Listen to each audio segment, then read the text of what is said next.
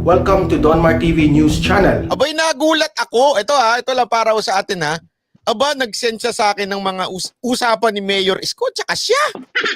Naano ko doon, nabagabag ako doon Sabi ko naano ko doon abay, pambihira ito. Talagang dinediretso niya si Mayor Isko, kinausap niya through.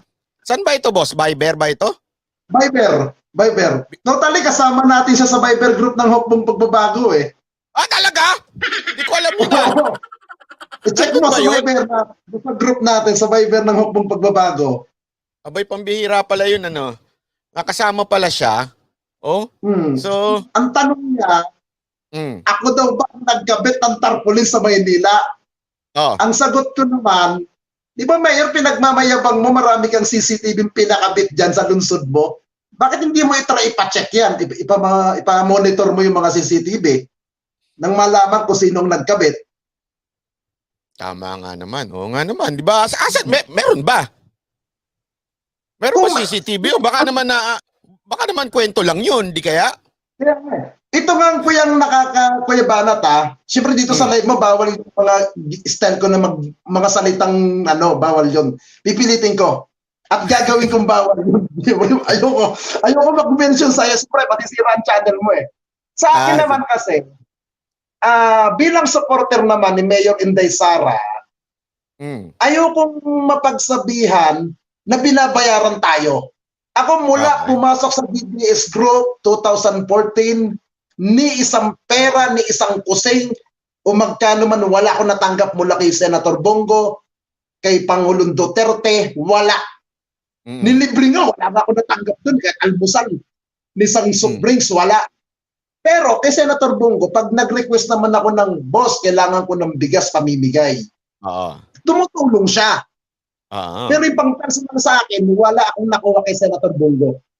Ni isa wala akong hiningi sa kanyang pabor. Para sa personal ko. Siyempre, na-open lang ako kay Mayor Isko, yung sinabi niya na nagkalat na ang mga tarpaulin kaysa sa vaccine. Anong kinalaman ng vaccine sa tarpaulin? Yun nga ang tanong ko sa kanya. Yun ang tanong ko eh. Hindi niya masagot. Ang sagot niya, ikaw ba ang nagkabit ng tarpaulin? Kaya so, sinagot ko nga siya agad. Oo, nandoon na sa screenshot eh. Oo nga eh. Grabe Ngayon tinanong ko siya, Mayor, tinanong niya pa ako, ang dami mong tanong. Sabi ko, Mayor, bilang supporter ni Mayor Sara, siyempre nasasaktan din kami. Ikaw, ginagalang din naman kita. Dito ko yung banat kaya, si Mayor Isko, pag humingi ako sa kanya ng mga item na pamimigay dito, ang bilis niyang magbigay sa akin. Kaya nga iniiwasan ko na murahin siya. Alam ko naman, yung binigay niyang tulong sa akin na pinamimigay ko dito ay hindi naman galing sa personal niyang bulsa yun. Galing pa rin yun sa pundo ng city government ng Maynila.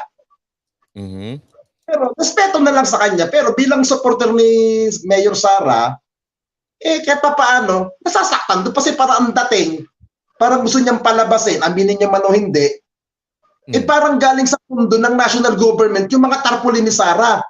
Wala naman alam si Mayor Sara dyan sa mga tarpaulin na nagkalat. Gawa yan ng mga supporter.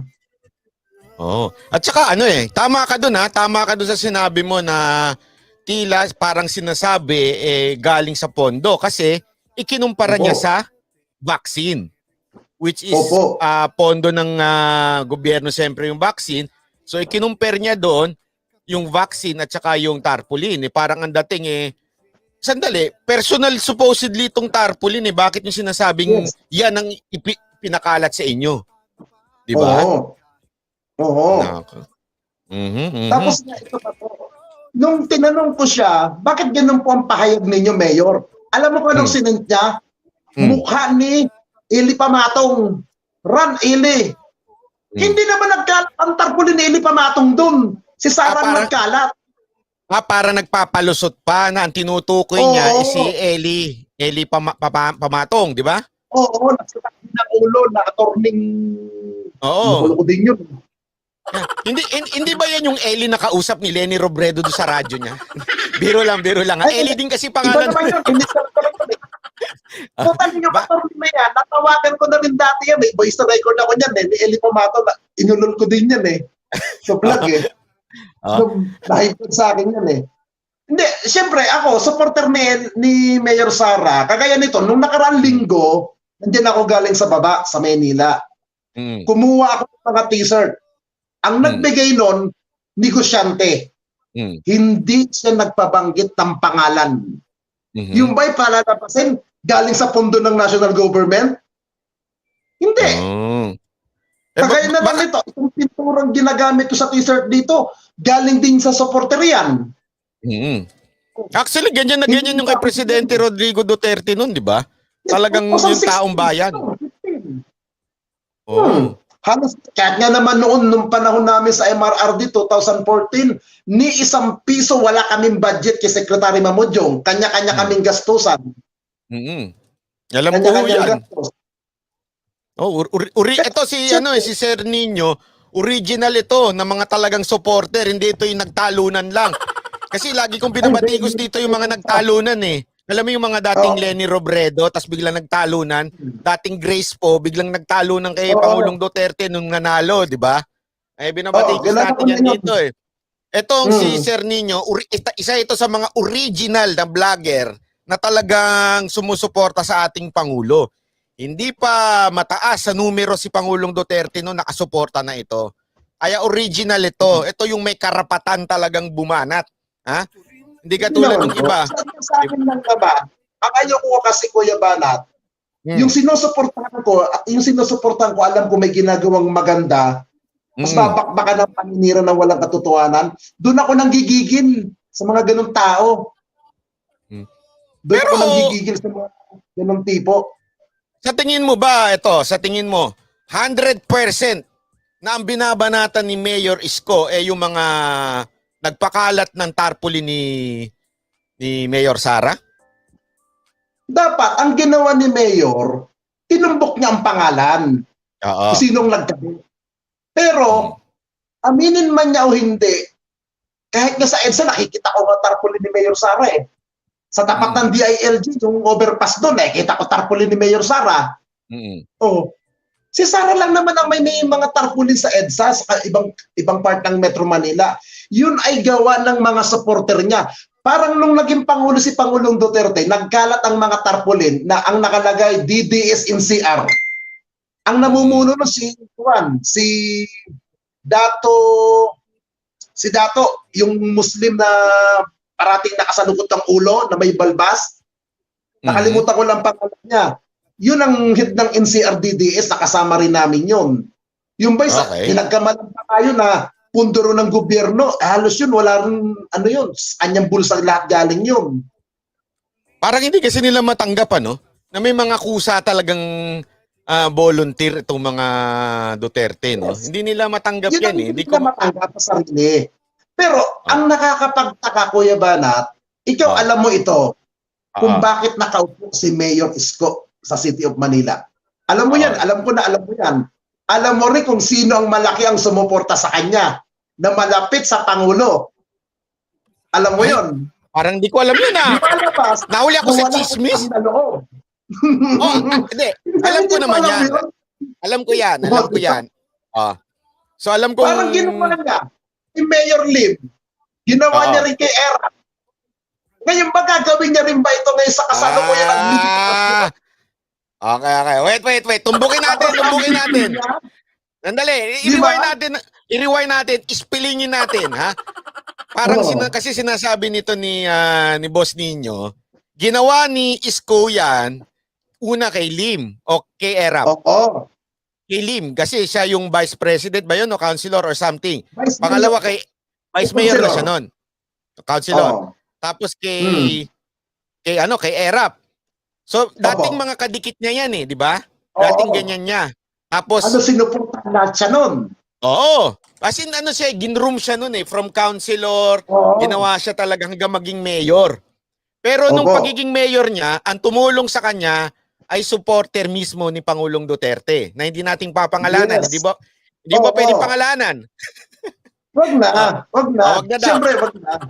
Okay? So, hindi pwedeng pangalanan. Pero ngayon, parang sinasabi mo, kung ginawa niya dati yung kay Lim, ginawa niya kay Erap, maaari niyang gawin ngayon kay Pangulong Duterte. Yes.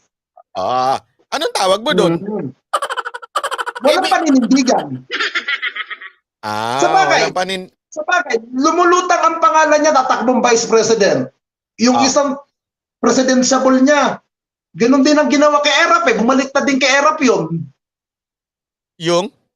Si Lacson. Di ba? Bagay na bagay. At ba ang hilig nila magbaliktaran, ano? Kaya nga. Bakit ganun?